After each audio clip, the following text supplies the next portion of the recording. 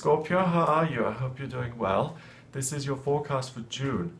Now, this month is going to feel like a celebration to you. I really feel like it's a celebration of Scorpio, and you're going to have a lot of energy and there's going to be a lot of movement. Now, part of that is because there's a grand cross in the sky. It started on the 26th and it will last until the end of June, until the 28th of June. A grand cross is 4 squares connecting to build this big square in the sky. Okay? It connects different areas of your life, and it means that you feel pushed and pulled in different directions, and you feel motivated to really focus on all of those things, but then time runs out and you have to do something else. So it's very much like, where am I? It connects this ability to really spend time with friends and really enjoy their company. I think you may feel that there are some financial limitations in your life at the moment which really prevent you from doing everything you can do. Ironically, and as a contradiction, your work, I think, is something that actually gives you a sense of belonging and peace, and I think you're dreaming about what could be in love and romance. So this is almost like a calm period where you're just kind of enjoying the day and dreaming about the future, and that's the sense that I get. So it's great to dream about the future, daydream, take action in response to the messages you get from those daydreams, and you can manifest them into your life. There's absolutely nothing wrong about dreaming of a better life, of a better future. On the 2nd of June, there's a grand trine in your chart. So again, a major aspect pattern. The grand cross is something big, chunky, heavy. It doesn't happen very often. The grand trine is also a major aspect pattern. It's 3 trines connecting to create a triangle, and this is an area of talent. It feels much easier. It's in water for you. It gives you a sense of self. I think you really are certain, you are sitting within yourself, and you realize, I think you've got to a place of self-acceptance, and that can be a lifelong journey. You know, my body, my limitations, my ideas, my background. You can accept all of that and still dream of creating something bigger in your future, and that's intuitively where you are gifted, because I feel that at the beginning of this month through until the 7th, you will get intuitive messages through your feelings in terms of what you can do to manifest your dreams. So you're the manifestation agent in June, okay? So making dreams a reality.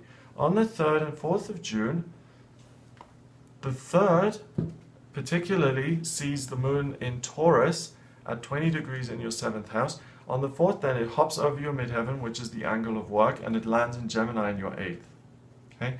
So I think you feel very comfortable on a practical level doing what it is you're doing for your work, for your job, and you'll get some new ideas of how you can make that existing job even better.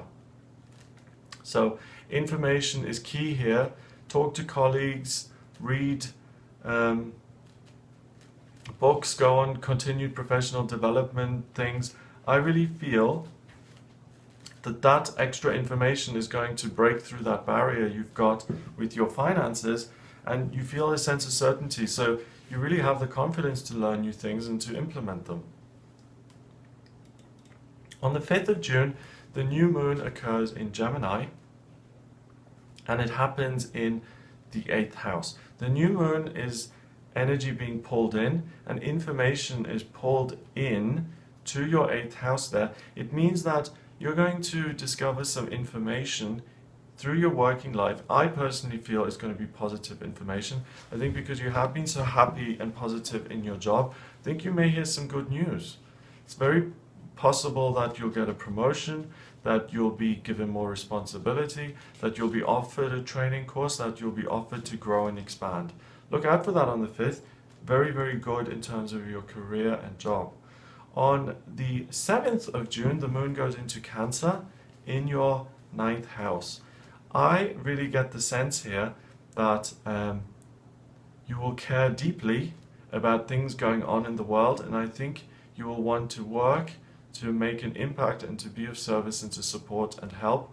And if you are in a position where you can go abroad with the Red Cross or the Red Crescent to be of service in some way, that'll give you a great sense of personal transformation, even if it's in your local animal shelter. Caring for things outside of yourself, especially on the 6th and 7th, and working in some capacity to help others, will transform the way you see yourself and the things that you're interested in. So helping others will help you in a way. On the 9th, there's a yod in the chart, which is also known as the finger of God. It's a very kind of karmic influence. And things are kind of working together now. By doing support work, by volunteering to help, you will have new ideas in terms of the way you see yourself. That then will lead on to different ways of shining your light in your career. And for some strange reason, that's going to have a positive impact on your relationship, your personal, romantic, intimate relationships. So if you're someone who is, let's say you're with someone who's very successful, and kind of a point of a problem in your relationship is that your partner wants you to thrive more and to have more ambition and to succeed more and to really earn more money and to do better. And you haven't figured out how to do that, and it puts pressure on your relationship. Then you will be able to solve this problem by starting to volunteer, finding new ways of progressing at work, letting your light shine, because whenever you let your light shine, you succeed more. People want you to let your light shine. You have special and unique gifts and talents, and that will actually be able to resolve some of these issues you have in your personal life. Very convoluted and complicated, but that's the way I see that happening for you, Scorpio, on the 9th of June. The Sun and Venus, they are also conjunct on the 9th of June, both in Gemini in your 8th house. So the Sun is your identity, Venus is what you love. In Gemini, it's about connecting with things outside of yourself and walking through a doorway to get to this place of discovery, enlightenment, other people. It's a real time for you to go out there and to discover what it is you love. What do you love about your job? What do you love about other jobs that are out there? How can you do something you love that will really enable you to make more money, to be more successful on a physical, tangible level? If you can do what you love and make more money with it, then that's perfect. On the 11th of June and the 12th, the Moon, the rising sign Jupiter, and the North Node, they are in your 11th house of friendships and hopes and dreams. Okay, so this is where the manifestation side of things will come in. You do have these ideas about making things better, and the Moon in Virgo ensures that you will be guided in terms of what practical action you should take, what steps you should take to make that a reality. Is it sending off the CV? Is it moving? Is it going to see the boss? Is it writing a letter? What is it? You will be guided in a practical sense, and when you put that action in, when you listen to the guidance and you get the message and actually do it, that's where your success is.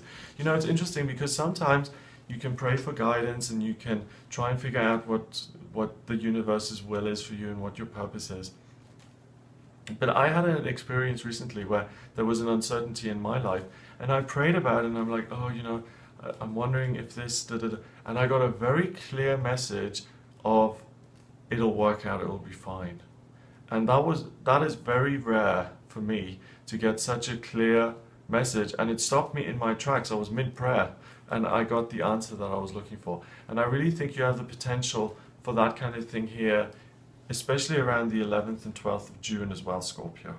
On the 13th, Mercury goes into Gemini, and also in your 8th house. Okay, so there's a lot of focus and a lot of personal focus about you in connection with institutions you belong to, other people, and how you slot into place, and what that means for your personal financial security and for your personal belongings. So you will be learning a lot about how you can reposition yourself within the circumstances of your life and when you find a way forward of making a change to that, it will mean that you create more physical financial security for yourself as a result of those changes. So please engage with that process. I know that life isn't all about money, and maybe someone may be sitting here saying, well, I'm not interested in earning more money. But what I am getting here is that you can do something you genuinely love and create more value for yourself. And I think that's something that everyone aspires to. It's not just more money, it's doing something you genuinely care about and being rewarded for that. It's things kind of clicking together in that sense and working properly for you. The moon is in Libra in your 12th house on the 14th of June, and it's at 17 degrees. 1 and 7 is 8 in numerology, and 8 is power. So Libra is a cardinal air sign. It's about taking power anyway, taking power and taking charge of your own thoughts and ideas. It's in your 12th house of spirituality. So when you resolve to connect with spirit, and again, the same theme is coming up that I got earlier with prayers being answered there. This is really a time of you connecting and hearing the universe's will for you. And really connecting. And even if you've never had a sense of what does, you know, the higher power, God, the creator, source, what is the point of my life? What does it want me to do? What does it want me to achieve? I mean, that's huge.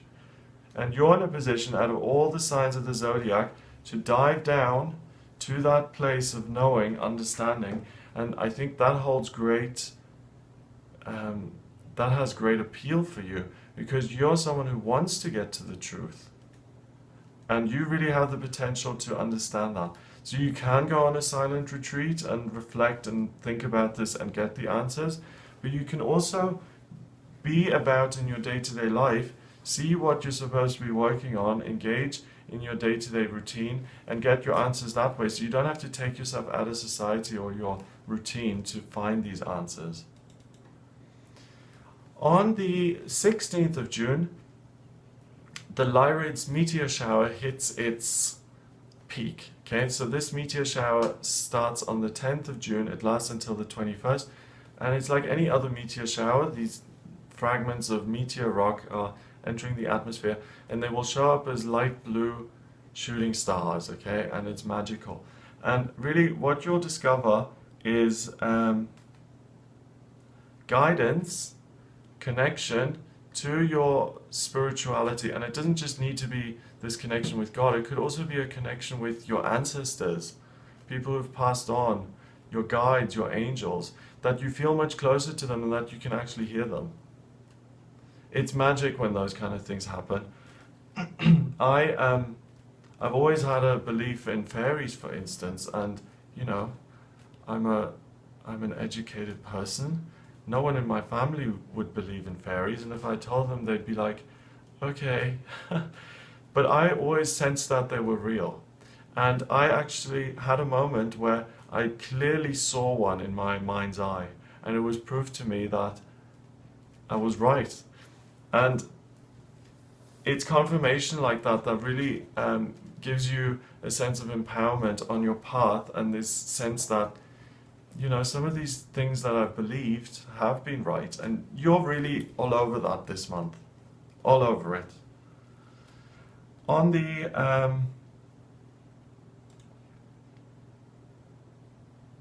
yeah, so each one of those meteors, that's how I started that. I got a little bit sidetracked there with the fairies, but each one of these meteor showers is going to be like a drop into your mind, into your spiritual body, that this is, yes, another piece of evidence, another piece of evidence. And that's how that's going to show up for you. On the 17th, Mars is in Scorpio in retrograde still, and the moon is now in your sign of Scorpio in the first house as well. So this is a day for you to feel very much at peace, like you can just take the day off. You know what the truth is now, you know what the answers are. Kick up your heels, sit back, relax a little bit, take this day for yourself and just enjoy. Spend time with your friends, you'll have a great time. On the 18th, the Virgo Pisces axis becomes very strong. There's a lot of opposition there. So there's a connection between friendship and romance and relationship. You may have to choose, or you may feel a connection with one of your friends that kind of crosses the boundary into something romantic, or the other way, that something romantic is turning into a friendship. There may be a crossing of the boundary and an alteration, a change to one of your personal relationships in that sense. And also on the 18th, Venus goes into Cancer in your 9th house. Again, that sense of I care about the environment, I care about other people, I want to be of service and of help is going to come up, and you're going to really have a great social conscience. The full moon happens on the 20th of June, and that happens in your 2nd house of money and belongings. And whereas that's been a bit of an issue, a hurdle so far this month, I haven't got the money to do all the things I want. This full moon is going to be an explosion of ideas and doors slamming wide open in terms of take these doors to progress in terms of your financial life. Do this to get this. That really is like opportunities flowering and opening up in your life.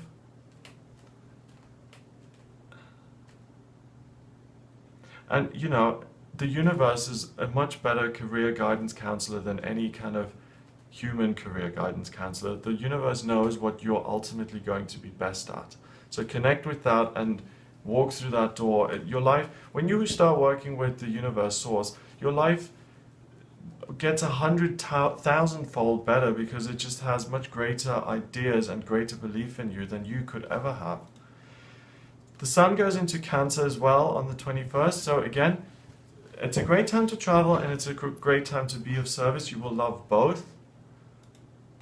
On the 23rd and 24th, Mars begins to quincunx Uranus rather. Uranus is in your 6th, Mars is in your 1st house of self. And Mars has been in retrograde, so Mars is the warrior. It's in mythology, he's the god of war. And it's about desire and what I want, okay? When he's in retrograde, he kind of cools off a little bit. He's just kind of holding back a bit. And this is responsible for you just feeling quite at peace within yourself. When there's a nice connection with Uranus like that, for you specifically, you're going to feel some sort of energy and being able to take charge and move things forward quite easily, more than other people. Because Mars is in your sign, there's not much conflict, it's very comfortable, and you'll be able to move things forward and progress more easily than other people will. They'll have to push a little bit harder. So that's the 23rd and the 24th. On the 25th, Mercury starts to conjunct your midheaven. Mercury is communication. Again, that is the 8th house. Midheaven is work. What institution do you want to be a part of? You know, do you want to be a part of Shell Oil, or do you want to be a part of the United Nations? Do you want to be part of Clark's Shoes, or some sort of charity? It's really, that's the question, and you'll start to get some answers. And I think the people who are employed, or the people who belong to some sort of body, you're going to get the most answers. I think less so if you're self-employed, because it's more about how am I growing, how am I progressing, and what do I value. The moon goes into Aries on the 27th, and that's in your 6th house. So you will take charge. I think you've done a lot of research now and got a lot of answers in June. You'll start to take charge and actually move forward now at the end of the month. There's a grand trine here at the end of the month too, on the 29th of June, and that's in water. Ah, this is beautiful. So this is a lovely talent for love and romance and discovering someone who is an equal partner. Not someone you have to pursue and convince to fall in love with you, but someone who is in tune and aligned with your energy. And when you meet, it's one of those our eyes met across the room. And it's really a practical coming together of your feeling and of your love and your romance with another human being. And now, out of all of the signs of the zodiac, again, you are the luckiest when it comes to passion, love, and romance, especially new love, new romance, and meeting that soulmate. Watch out for that on the 29th of June, lucky you. On the 30th, Mercury goes into Cancer, and again, do something for other people in June. You are very much inclined towards being of service, but also if you get the chance to travel and to discover different parts of the world, that's something that's going to be of service to you and that you'll massively benefit from and that you'll enjoy. So I hope that's given you some ideas for June. If you'd like a private reading with me, then please get in touch via my website. It's gregoryscott.com. Click on the readings tab and you can order your reading there. Remember to subscribe to the YouTube channel. I've also started a weekly astrology forecast for all signs of the zodiac on Facebook, facebook.com/GregoryScott444. Join me here for the monthly forecast for July and August and onwards, and also for the daily tarot readings that I do.